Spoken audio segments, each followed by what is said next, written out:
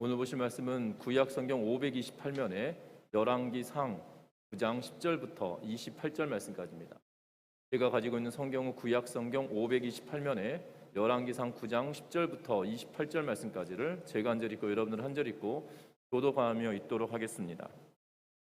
열왕기상 9장 10절부터 28절 말씀까지를 제가 한 절 읽고 여러분들 한 절 읽고 교독하며 읽습니다.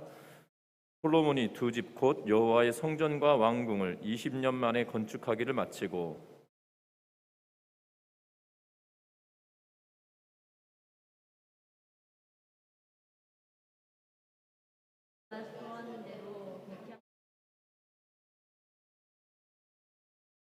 히람이 두로에서 와서 솔로몬이 자기에게 준 성읍들을 보고 눈에 들지 아니하여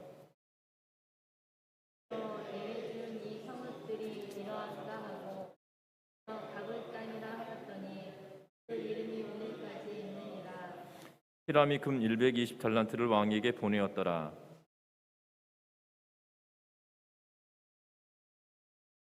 여호와의 성전과 자기 왕궁과 양주와 예루살렘 성과 사슬과 너빗과 하였습니다. 전에 애굽왕 바로가 올라와서 게세를 탈취하여 불사르고 그 성읍에 사는 가나안 사람을 죽이고 그 성읍을 자기 딸 솔로몬의 아내에게 예물로 주었더니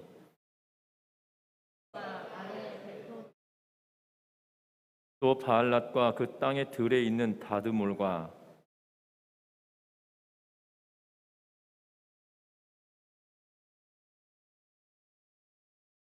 예루살렘과 레바논과 그가 다스리는 온 땅에 건축하고자 하던 것을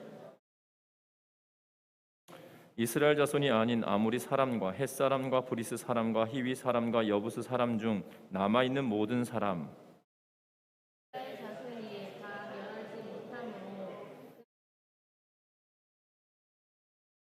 노예로 역군을 삼아 오늘까지 이르렀으되 다만 이스라엘 자손은 솔로몬이 노예를 삼지 아니하였으니 그들은 군사와 그 신하와 고관과 대장이며 병거와 마병의 지휘관이 됨이었더라.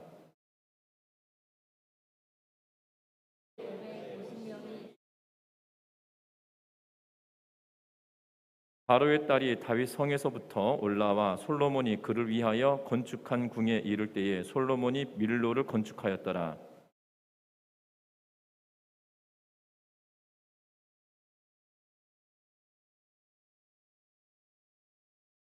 앞에 있는 제단에 분양하니라. 성전 짓는 일을 마치니라. 솔로몬 왕이 에돔 땅 홍해 물가의 엘롯 근처 에시온 게벨에서 배를 지은지라.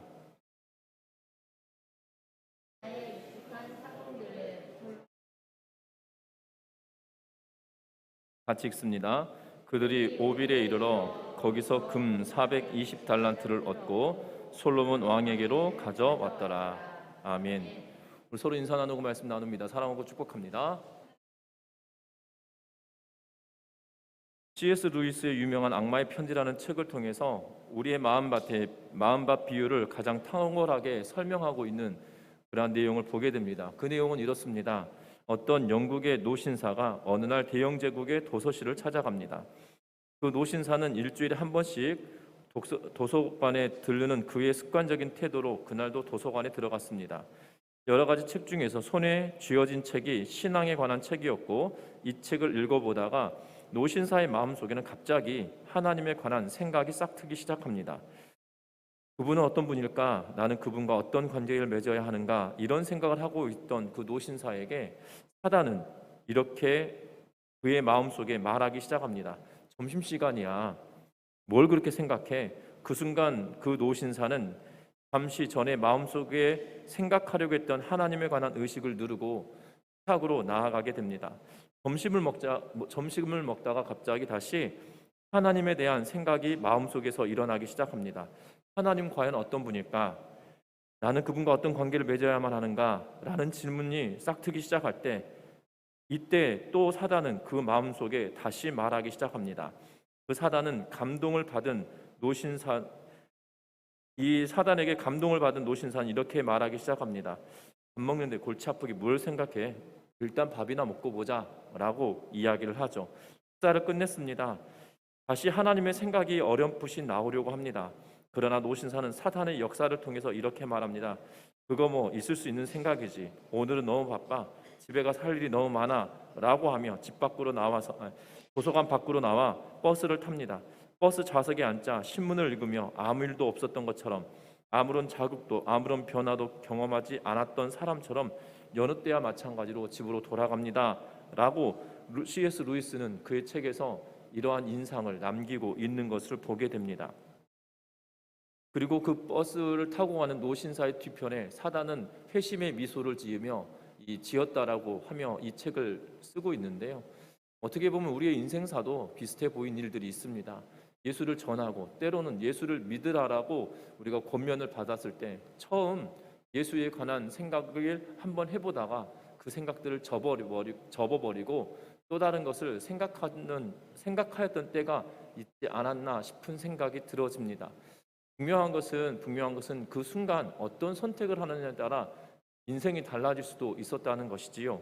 우리가 너무나도 잘 알고 있는 일들 가운데 우리의 마음속에 들려오는 하나님의 음성과 하나님의 생각에 우리가 어떤 선택을 하느냐에 따라 결과가 달라질 수도 있다는 것을 기억하며 살아내는 우리 모두가 되시기를 주의 이름으로 부탁드립니다. 오늘 성경 안에도 그런 결단과 선택이 필요했어야 할 텐데 중요한 선택의 그 기로에서 정말 하나님께서 기뻐하시는 선택이 아니라 다른 선택으로 함으로 인하여서 그가 이 솔로몬이 점점점 어려움의 국면으로 들어가고 있는 그러한 모습을 보게 됩니다.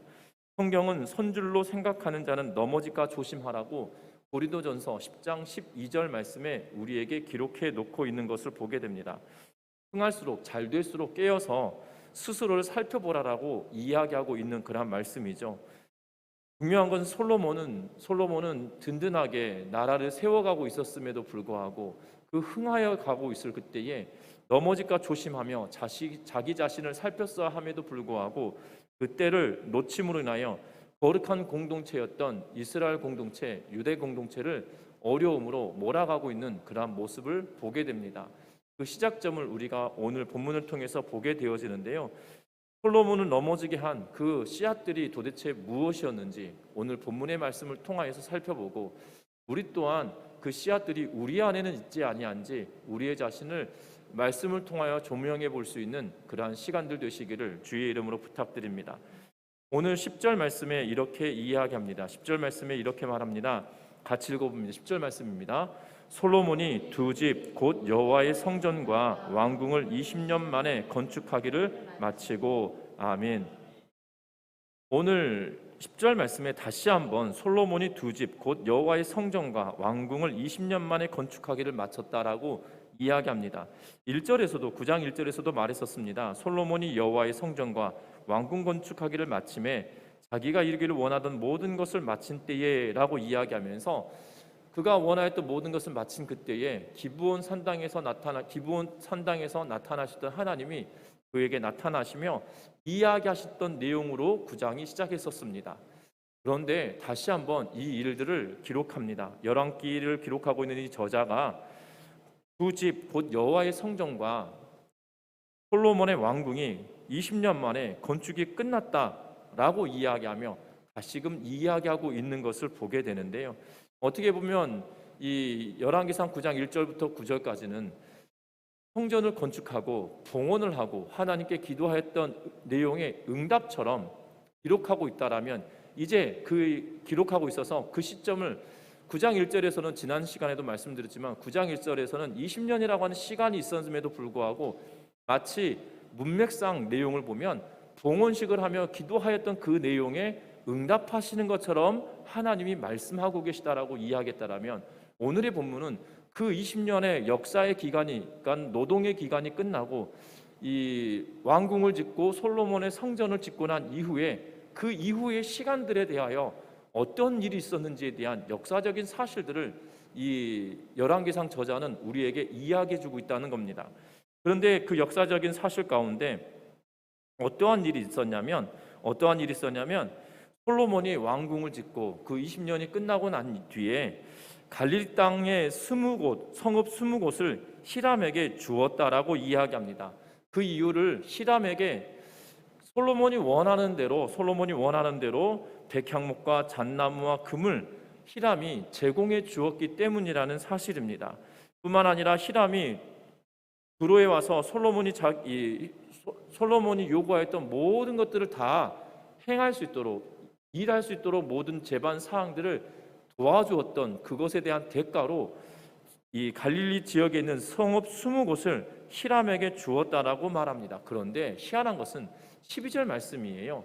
12절에 뭐라고 이야기하냐면 히람의 눈에 볼 때 그 성읍이 별로 눈에 차지 않았던 걸로 보여집니다. 그래서 그 땅의 이름을 가불이라고 이름을 짓고, 또한 히람은 솔로몬에게 금 120달란트를 왕에게 주었다라고 14절 말씀에 이야기합니다. 금 120달란트는 지금으로 말하면 약 4.2톤 정도 되는 어마어마한 양을 지금 솔로몬에게 건네주고 있는 것을 보게 됩니다.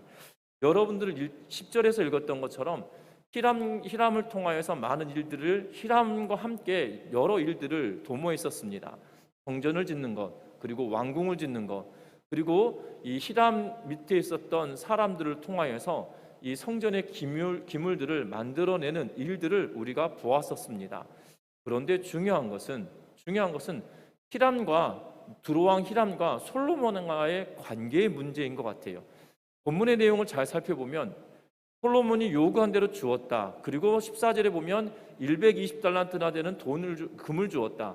그런데 중간에 솔로몬이 그에게 하사품으로 갈릴리에 있는 성읍 20곳을 주었는데 히람의 눈으로 볼 때는 정말 좋지 않은 땅이어서 가불이다라고 이야기하며 이 눈에 차지 않는 그의 심성을 표현하고 있는 것을 보게 되거든요. 결국 어떻게 보면 솔로몬은 이 조공을 받는 그러한 이 황제처럼 여겨지고, 또한 두로왕 히람은 조공을 바치는 이 봉신의 역할을 하는 것 같은 그러한 모습을 보게 됩니다. 지금으로 따지면 이렇게 표현하면 되는지 모르겠습니다만은 대기업과 중소기업의 문제로 이 거래를 위하여서는 대기업의 갑질을 감내해야만 하는 그러한 중소기업의 모습인 것처럼 우리에게 비춰지고 있는 그러한 모습이라는 거죠. 솔로몬은 히람에게 요구하여서 얻을 것을 얻었음에도 불구하고 그가 좋은 성읍을 준 것이 아니라 좋지 않은 그러한 성읍을 내어주고 말았다는 사실입니다. 그런데 10절에 보면 뭐라고 이야기합니까? 솔로몬이 성전과 왕궁을 지었다는 것으로부터 완공했다는 것으로 시작하고 있다는 거죠. 그 시간이 20년이라고 하는 시간을 강조하며 보여주고 있는 모습을 보게 된다는 겁니다. 솔로몬이 성전을 지을 때 그가 하나님께 봉헌하며 간구하고 기도하였던 모습과는 달리 20년이 지나고 난 이후에 그의 모습을 보면 너무나도 달라졌다는 거죠. 그 달라짐의 첫 번째는 앞에서도 말씀드렸던 것처럼 이 갑을 관계에 있는 모습처럼 비춰지고 있다는 겁니다. 그리고 성전을 짓고 그리고 왕궁을 짓고 난 이후에 그의 모습은 조금 달라져 있는 듯한 모습을 보게 된다는 겁니다. 첫 번째 이유는 그가 하나님의 말씀을 지키지 않고 있다는 거예요. 여러분들 기억하십니까? 갈릴리에 있는 20개의 성읍은 누구의 소유의 땅일까요? 하나님께서 이스라엘 백성들에게 주신 땅이에요. 분명한 것은 이 땅을 하나님께서 이스라엘 백성들에게 허락하시고 난 이후에 그 땅은 하나님께서 이스라엘 백성들에게 이야기하시며 심지어 이 지계표, 다시 말하면 땅의 경계를 나누는 그러한 이 지계석 돌들을 옮기지 말라라고 이야기하시고 소유권을 그 집안 사람들로부터 다른 이에게 넘겨갔더라도 희년이 되면 돌려받게 하고 있는 그러한 모습을 우리에게 보여주고 있죠. 그런데 솔로몬은 지금 그 땅을 누구에게 주고 있습니까? 하나님께 속한 것인데 자신이 두로왕 히람에게 그 땅을 하사품으로 주고 있는 그러한 모습을 보게 됩니다. 오랫동안 크게 그리고 아름답게 성전도 그리고 왕궁도 지었지만 그 20년이라고 하는 시간의 끝자락에서는 그의 교만한 모습이 드러나고, 그리고 하나님께서 이스라엘 백성들에게 주었던 그 땅을 마치 그가 이스라엘 백성들이 이스라엘 백성들에게 하나님이 주셨던 것처럼 그 땅을 그가 취하여서 마치 그가 하나님인 것처럼 히람에게 그 땅을 넘겨주고 있는 그러한 모습을 보게 된다는 거예요. 성전을 짓기 전에 그리고 성전을 짓고 난 이후에 봉헌할 때 그의 모습과 그리고 그의 왕궁을 짓고 난 이후에 그의 모습이 너무나도 달라져 있는 그런 모습을 보게 된다는 겁니다. 우리들의 신앙생활 여정에도 혹여나 이러한 모습이 우리에게 있지 않은지 한번 살펴보아야 할 것 같습니다. 우리는 수많은 기도를 하고 또한 우리에게 어려움의 문제가 있으면 그 문제를 놓고 끊임없이 기도합니다. 그런데 그 문제가 해결되어지고 나면 우리는 어느 순간 하나님의 은혜는 온데간데 없어져 버리고요. 하나님의 뜻을 찾기보다도 내가 원하는 대로 하나님께서 움직여 주시기를 바라며 내 뜻대로 내 인생의 주인이 나인 것처럼 생각하며 살아갈 때가 참으로 많다는 사실입니다. 오늘 그 교만이 솔로몬으로부터 시작되어졌고 솔로몬의 마음에서부터 시작되어졌다는 겁니다. 화려한 위용을 드러내는 그의 공사의 현장 속에 이 완공된 건물들의 모습을 통해 그가 하나님의 마음을 구하였던 것보다도 이제는 솔로몬이 하나님의 마음을 구하기보다도 하나님의 음성을 듣기보다도 자신의 이름을 드러내고 자신의 뜻을 나타내려고 하는 그러한 모습이 그에게 충분하게 나타나져 있다는 사실에 저와 여러분들은 주목해야 할 것 같습니다. 우리들도 교만이라고 하는 것이 큰 데서부터 나타나는 것이 아니에요. 교만은 우리가 교만은 막 어마어마한 큰 것으로부터 교만이 시작되는 것은 결단코 아니라는 겁니다. 작은 것에서부터 교만의 마음은 들어오기 시작합니다. 여러분들 기억하십니까? 첫 번째 교만은 선악과를 따먹는 것이었어요. 선과 악을 알게 하는 나무의 열매를 따먹는 건 어떻게 보면 별일이 아니거든요. 그런데 그 이면에 있는 하나님의 언약의 말씀이 크고 두려운 것이었던 것이죠. 그런데 그것을 먹는 것은 두려운 일이 아니었어요. 왜냐하면 먹음직도 하고 보암직도 하였기 때문이죠. 또한 그 교만이라고 하는 것이 처음부터 막 어마어마한 것으로부터 시작되는 것은 아니었다는 겁니다. 저와 여러분들 기억할 것은 교만은 저와 여러분들이 끊임없이 떨쳐내야 할 그러한 이 죄악의 씨앗이라는 것을 기억하면서 날마다 하나님 앞에 겸손과 겸비함으로 나아가는 우리 전미중학교의 성도님들 되시기를 주의 이름으로 부탁드립니다. 교만은 패망의 선봉이다라고 이야기합니다. 저와 여러분들이 교만의 마음이 우리에게 들어올 때마다 물리치고 떨어뜨리며 정말 하나님 앞에 우리의 자신을 겸비하게 겸손하게 나아가는 은혜가 있으시기를 주의 이름으로 부탁드립니다. 그 교만의 시작으로 말미암아 히람과의 관계가 갑을 관계로 되어져 버렸고요. 평온하였던 샬롬의 관계였고 서로 협력하여서 성전을 아름답게 지었던 그 관계가 이제는 깨트려져 버린 그 시간이 되어져 버렸다는 겁니다. 저와 여러분들 그 관계가 샬롬, 다시 말하면 평안의 시기가 깨트려진 근본은 교만이었다는 걸 기억하면서 저와 여러분들이 겸비함으로 나아가는 우리 모두가 되기를 주의 이름으로 부탁드립니다. 그러면서 15절부터 시작해서 19절까지 내용을 보면 솔로몬이 나머지 업적들에 대한 내용들을 기록합니다. 그 나머지 업적들은 솔로몬이 성전을 짓고 왕궁을 짓고 난 이후에도 여러 가지 건축들을 하고 있는 그러한 모습을 보게 됩니다. 여러분들 이 대규모 토목공사나 큰 공사를 하고 나면 그 인력이나 장비들을 그냥 버려둘 수가 없거든요. 이해되십니까? 지금 20년 동안이나 성을 짓고 성전을 지었어요. 성전을 먼저 짓고 이 왕궁을 지었는데 그 기간에 사용되었던 이 기계들을 또한 장비들을 그냥 버려둔다라면 그 또한 자원의 낭비처럼 여겨질 것 같습니다. 그러하기 때문에 솔로몬은 그 장비와 인력들을 다시금 돌리고 있는 것을 보게 되어져요. 그러면서 15절부터 시작하여서 뭘 하냐면 솔로몬 왕이 역군을 일으킨 까닭은 이러하다라고 하면서 또 다른 역군, 다시 말하면 일을 만들어냈다라고 이야기합니다. 성전과 자기 왕궁뿐만 아니라 밀로와 예루살렘 성과 하솔과 무깃도와 게셀을 건축하였다. 라고 말하고 있는 것을 보게 되어져요. 적어도 3개의 성, 4개의 성이죠. 예루살렘 성, 하솔, 무깃도, 게셀 이렇게 짓고 있는 것을 보게 된다는 겁니다. 더 놀라운 것은 19절에 보면 자기에게 있는 모든 국고성과 병거성들과 마병의 성들을 건축하고 솔로몬이 또 예루살렘과 레바논과 그가 다스리는 온 땅에 건축하고자 하던 것을 다 건축하였다라고 기록하고 있는 것을 보게 되어져요.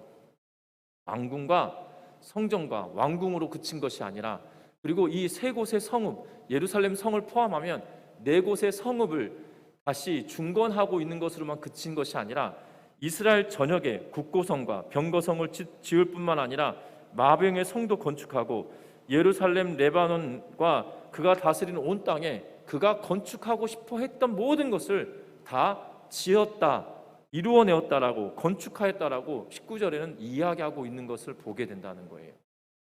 여러분들 성전을 짓고 왕궁을 지을 때 이 차근차근히 사람들이 쉼과 노동, 그리고 그들이 행해야 될 이 일들을 끊임없이 해내면서 모든 일들을 해왔다는 거예요. 그런데 오늘 본문에 보면 백성들을 강제 동원한 것처럼 여겨지지 않습니다. 왜냐하면 20절 말씀에 보면 우리 같이 20절 말씀을 읽어보는데요. 같이 한번 읽어보겠습니다. 20절의 말씀입니다.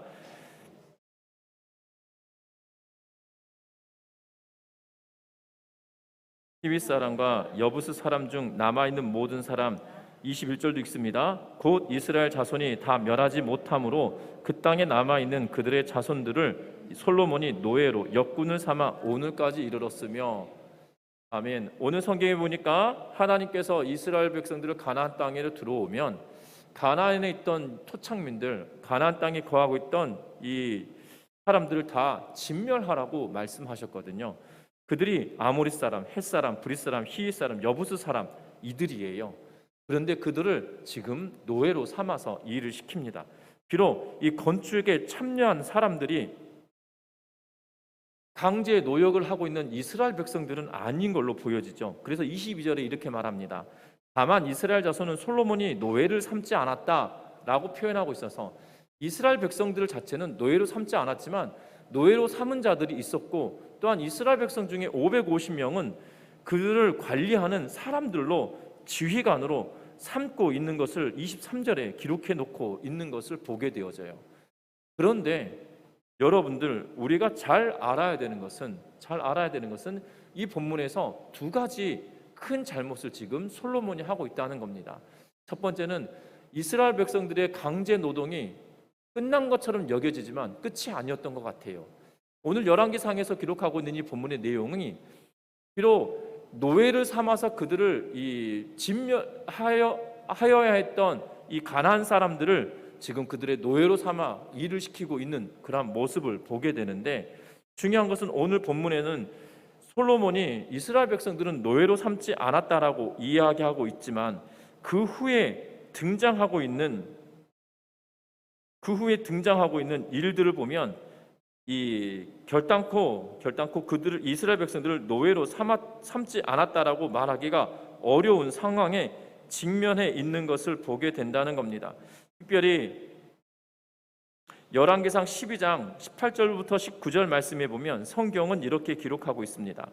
르호보암 왕이 역군의 감독 아도람을 보냈더니 온 이스라엘이 그를 돌로 쳐 죽인지라. 르호보암 왕이 급히 수레에 올라 예루살렘으로 도망하였더라.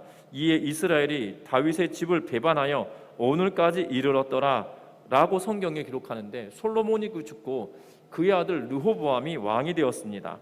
그리고 르호보암이 왕이 오를 때 이 나이 들었던 그의 연로한 신하들이 솔로몬 왕의 그 무거웠던 그 역사의 어려움을 토로하면서 짐을 가볍게 해달라고 이야기합니다. 그리고 젊은 사람들은 아버지가 했던 것보다 더 강하게 해야 된다라고 이야기하자 르호보암이 젊은 사람들의 말을 수긍하며 더 힘들게 만듭니다. 그때 어떠한 일이 벌어지냐면, 르호보암이 이 역군의 감독, 다시 말하면 일을 시키고 그것을 감독하고 있는 아도람과 함께 이 역사의 현장으로 갔는데 그 아도람을 돌로 쳐 죽입니다. 그리고 르호보암까지 위협을 당하여서 그가 도망치고 있고, 그리고 이스라엘과 유다가 이제 나누어지는, 그래서 이 분리되어지는, 국가가 나누어지는 그러한 모습을 보여주고 있는 장면이거든요. 그런데 여기서 역군, 그리고 여기서 배반하였던 이스라엘 백성들의 입장에서 보면 쉽지 않은 일들이 그들에게 너무나도 가중되게 있었던 것을 보여주고 있거든요. 솔로몬이 성전을 짓고 왕궁을 짓고 난 이후에 20년 동안이나 세월은 그들에게 모진 세월처럼 보여졌다는 겁니다. 열왕기상 기자는 이렇게 그들은 관리자였다라고 말하지만 관리자가 아니었다는 거죠.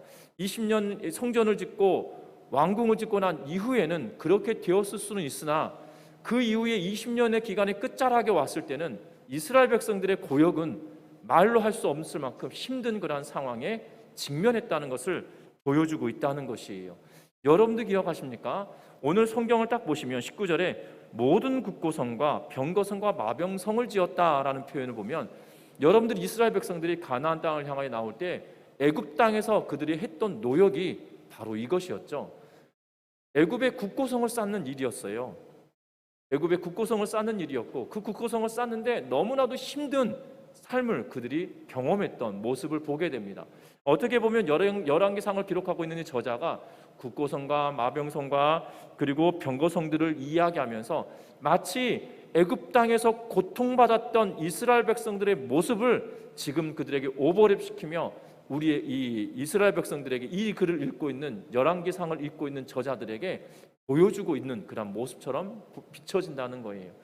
여러분들 희한합니다. 앞에서도 말씀드렸지만 이 솔로몬의 잘못의 첫 번째는 바로 이것이에요.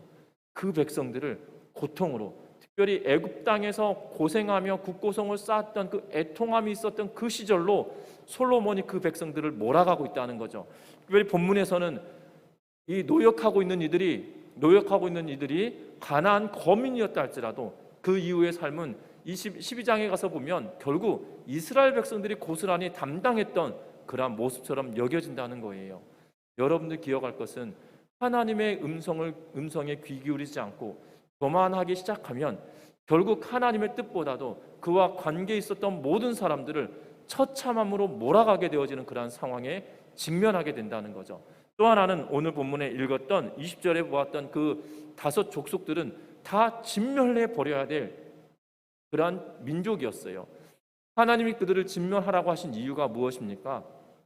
그들의 죄악이 그 땅에 너무 관영하여서 그들이 다 멸절되지 않고서는 그 죄악의 문제가 해결되지 않기 때문이고, 또 하나는 가나안 땅에 이스라엘 백성들이 들어가서 그들이 섬기는 신들을 받아들이고 그들이 혼합될까 염려하여서 하나님이 그들을 다 멸절하라라고 말씀하고 명령하셨다는 거예요.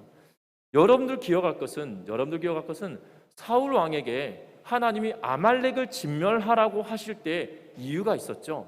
그것은 신명기 25장에 기록하였던 것처럼 이스라엘 백성들의 연약한 자들을 죽이며 괴롭혔던 그들이었기 때문에 하나님은 그것을 기억하사 아말렉을 진멸하는데, 내가 사방에 평안함을 줄 때 너희가 아말렉을 진멸하라고 명령하시고 사울 왕 때 이르러서 사방을 평안하게 만드시고, 그리고 사울로 하여금 아말렉을 진멸하게 만드셨다는 거예요. 오늘 솔로몬도 마찬가지입니다. 솔로몬이 나라가 부강하였습니다. 나라가 굳건해졌습니다. 이제 과거에는 사사시대를 지내오는 동안에 여호수아 이후에 그들의 힘이 연약하여서, 믿음이 연약해져서 이 가나안 땅을 지배하고 있었던 그 거민들을 몰아내고 멸절시키지 못했다라면 이제 솔로몬에게는 힘이 있고 능력 있고 할 만한 상황이 되어졌다는 거예요. 그럼에도 불구하고 그들을 물리치지 못하고 진멸하지 못하며 그의 이익과 또한 그가 가지고 있었던 가치의 문제로 그들을 받아들이고 노예로 삼아가고 있는 그러한 모습을 우리에게 보여주고 있다는 겁니다. 어떻게 보면 노동력을 포기한다는 것은 불가능한 일일 것처럼 여겨집니다. 그렇지 않겠습니까? 공짜로 노동력을 얻을 수 있다면 그것보다 더 쉬운 일이 뭐가 있겠습니까?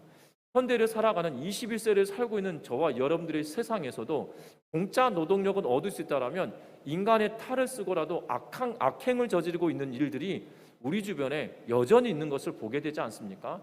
그래서 방송에 이 뭐 신안의 뭐 염전 노예 뭐 이러면서 방송에 나오는 이유가 거기에 있지 않겠어요? 현대도 노동력을 그냥 무상으로 얻을 수 있다라면 어떤 방법을 동원해서라도 하려고 하는 게 사람의 본성이죠. 지금 솔로몬 시대는 21세기가 아니고요. 기원전 8세기, 9세기경의 일이다 이 말이에요. 여러분도 그렇다면 더했으면 더했지 덜하지 않겠죠. 노동력을 포기한다는 건 쉬운 일이 아니었습니다. 그 노동력을 포기하지 못해서 애굽이 멸망하였잖아요. 10가지 재앙에 의하여서 심지어 모든 장자들이 죽임을 당하는 그 순간까지 그 노동력을 포기하지 못했거든요. 심지어 장자들이 다 죽고 장사 지내고 나서 정신 차려지니 노동력이 없어진 것 때문에 그들이 추격하여서 홍해 바다까지 들어왔잖아요. 그들이 죽을 줄 몰랐을까 싶습니다. 그런데 죽을 수도 있다라는 생각보다 노동력의 대가가 크다라는 생각이 더 우선되었기에 어떻게 보면 이 홍해 바다가 벽을 이루고 있는 이 홍해 바다의 이 물의 벽이 어느 순간 합쳐질 수도 있다라는 그 두려움보다 노동력을 포기하면 안 된다는 그 욕구가 더 컸기 때문에 그 물길로 뛰어든 거 아니겠나 싶은 생각이 들거든요. 솔로몬도 마찬가지였습니다.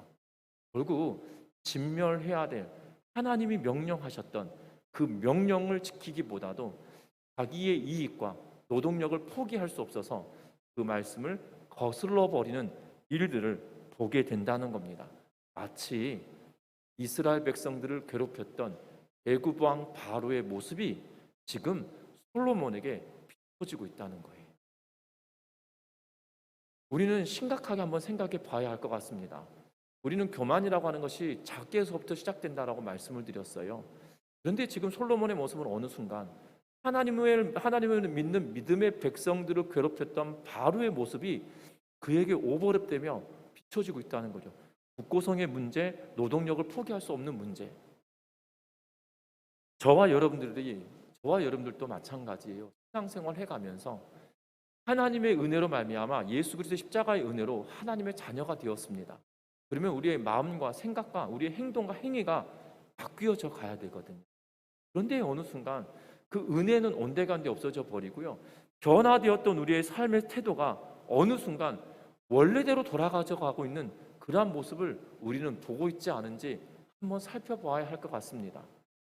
그래서 종종 예수 믿는 사람들 가운데 이런 소리를 듣는 분들이 계시죠. 저 사람 예수 믿는다고? 그럴 바에야 나는 예수 안 믿겠다 라는 이야기가 들릴 만큼 악행을 일삼는 일들을 보게 된다는 거예요. 처음부터 그랬을까요? 아니었다는 거죠.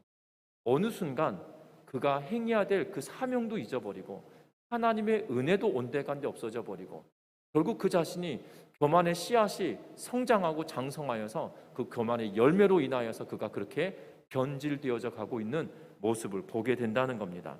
우리들도 다르지 않다는 거예요. 저와 여러분들도 날마다 하나님 앞에 날마다 겸비하며 나아가지 않으면 우리도 어느 순간 이렇게 될 수 있다는 사실들 기억하면서 믿음의 삶을 선택하며 살아가는 우리 모두가 되시기를 주의 이름 부탁합니다. 더불어 오늘 성경에 보니 무엇에 대하여 이야기합니까? 24절과 25절 말씀 같이 한번 읽어봅니다. 바로의 딸이 다윗 성궁에서부터 올라와 솔로몬이 그를 위하여 건축한 궁에 이를 때에 솔로몬이 밀로를 건축하였더라. 솔로몬이 여호와를 위하여 쌓은 제단 위에 해마다 3번씩 번제와 감사의 제물을 드리고 또 여호와 앞에 있는 제단에 분향하니라. 이에 성전 짓는 일을 마치니라. 아멘. 오늘 24절과 25절에 보면 바로의 딸이 다윗 성에서부터 올라와 솔로몬이 그를 위하여 건축한 궁에 이를 때에 솔로몬이 밀로를 건축하였다라고 이야기합니다. 이 밀로라고 하는 것이 무엇인가 한번 찾아보았더니요, 성전과 솔로몬의 궁전을 잇는 그 통로를 이야기하고 있는 것처럼 보여집니다. 벽체가 있고요, 기둥이 있는 것 같아요. 그러니까 주랑과 같이 앞에 기둥이 이렇게 있어서 뭔가를 떠받치고 뒤쪽엔 벽이 있어서 그곳을 통하여서 성전과 왕궁을 드나들 수 있도록 만들었던 곳. 그리고 이 밀로라고 하는 것이 그래서 솔로몬이 밀로를 건축했다는 거 하는 의미가 그가 거하였던 궁전과 또 바로의 딸을 위해서 궁전을 지은 것처럼 보여지는데 그 궁을 왔다 갔다 할 수 있도록 만들어 놓은 그 통로를 두고 회랑이라고 표현해야 되겠지만 밀로라는 표현을 쓰고 있는 것을 보게 되어집니다. 분명한 것은 이방 여인과 결혼하였다는 사실을 여기다 삽입해 놓고 있어요. 아니 이전부터 그렇게 기록해 놓았죠. 그런데 지금 오늘 본문의 내용을 살펴보면 바로의 딸에 관한 이야기를 여기다 넣지 않아도 되는데 25절과 23절 사이에 딱 집어넣어서 이야기를 하고 있죠. 그리고 나서 25절 말미에 성전 짓는 일을 마쳤다라는 표현을 쓰고 있어요. 이상하지 않습니까? 지금 성전 짓는 일이 이미 다 끝났잖아요. 그리고 10절 이야기 시작할 때 10절을 시작할 때 왕궁 짓는 것도 끝나서 20년 동안이나 역사가 끝났다라고 이야기했단 말입니다. 그런데 여기 와서 25절에 이 열왕기 저자는 뭘 이야기하고 있냐면 성전 짓는 것이 끝냈다라는 표현을 쓰고 있어요. 왜 여기다가 왜 성전 짓는 일을 끝냈을까라는 거죠. 그리고 분향합니다. 그리고 1년에 해마다 3번씩 번제와 감사 예물을 드렸다라고 하면서 솔로몬이 여전히 하나님을 섬기고 있는 것처럼 말하고 있어요. 그런데 성전 짓는 것을 끝냈다라는 표현을 쓰면서 지금 마치 무엇인가 종료되어져 버리고 끝나버린 것처럼 보여지는 그러한 내용을 우리에게 말해주고 있어요. 그리고 그 앞에 이방 여인이었던 바로의 딸과의 결혼에 대한 이야기, 궁전에 관한 이야기, 밀로를 만들어서 교통하게 하였던 이야기들을 삽입해 놓고 있는 것을 보게 된다는 거죠. 여러분들 기억할 것은 솔로몬이 결국에는 이 이방 여인으로 말미암아 성전 짓는 것은 끝났지만 예배하는 것은 예배하는 것처럼 보여지나 그가 성전을 거룩하게 하기 위하여서 그의 마음을 드리고 그의 뜻을 드리며 그의 정성을 다하여 하나님을 섬기는 일은 거기서 끝난 것처럼 여기도록 여기 장치를 해놓은 것처럼 보여진다는 거예요. 결국 이방 여인과의 결혼이 결국 하나님을 섬기는 일을 끝나게 만들었다라는 것을 우리에게 복선을 깔듯이 우리에게 보여주고 있는 그러한 모습처럼 보여집니다. 제의적인 예배는 여전히 했습니다. 그러나 하나님이 기뻐하시는 예배, 하나님이 원하시는 순종의 예배는 온데간데 없고 그냥 제사의 방식만 남아있는 그러한 예배가 되어져서 성전 짓는 것이 마쳤다라는 표현으로 이제는 더 이상 예배가 예배되지 못하는 그러한 삶이다라는 것을 보여주고 있다라는 생각이 들어지는 본문이라는 사실이에요. 우리도 이렇게 되지 않도록 주의해야 할 것 같습니다. 하나님께 예배하는 것 그냥 형식적인 예배가 아니라 우리의 삶을 드리며 하나님이 기뻐하시도록 거룩한 산 제사를 드리는 거룩한 예배가 되어야 되는데 어느 순간 거룩한 예배가 아니라 습관에 따라 드리는 예배가 되어지진 않았는지 우리의 자신을 살펴볼 수 있는 믿음의 성도님들 되시기를 주의 이름으로 부탁드립니다. 말씀을 맺으려 합니다. 아무리 훌륭한 유산을 받은 솔로몬 왕이었다 할지라도 다윗으로 인하여 믿음이 좋은 아버지를 두고 그리고 그 아버지의 유언에 따라 그가 아름다운 성전을 지었다 할지라도 아름다운 유산을 가지고 있던 그였다 할지라도 그가 깨어서 하나님만 바라보지 않으면 결국 넘어지고 쓰러지고 만다는 사실들을 우리에게 보여주고 있는 본문이 오늘 이 본문인 것 같습니다. 중요한 것은 우리도 솔로몬만큼 지혜롭지도 않습니다. 어떻게 보면 솔로몬처럼 부유하지도 않습니다. 어떻게 보면 솔로몬처럼 믿음이 더 있는 것처럼 여겨지지도 않습니다. 그러나 저와 여러분들이 연약하지만 내 안에 계신 성령님에 의지하여서 날마다 하나님 앞에 우리의 자신을 낱낱이 드러내놓고 하나님 부족한 죄인을 용서하시고 아버지의 뜻을 이룰 수 있도록 나에게 은혜를 베풀어 주십시오. 날마다 주의 은혜 가운데 살아낼 수 있도록 힘을 더하여 주십시오라고 고백하며 나아가는 그리고 솔로몬의 어리석음을 타산지석 삼아 믿음으로 끝까지 살아갈 수 있는 우리 전미중앙교회 모든 성도님들 되시기를 주의 이름으로 부탁드립니다. 기도합니다.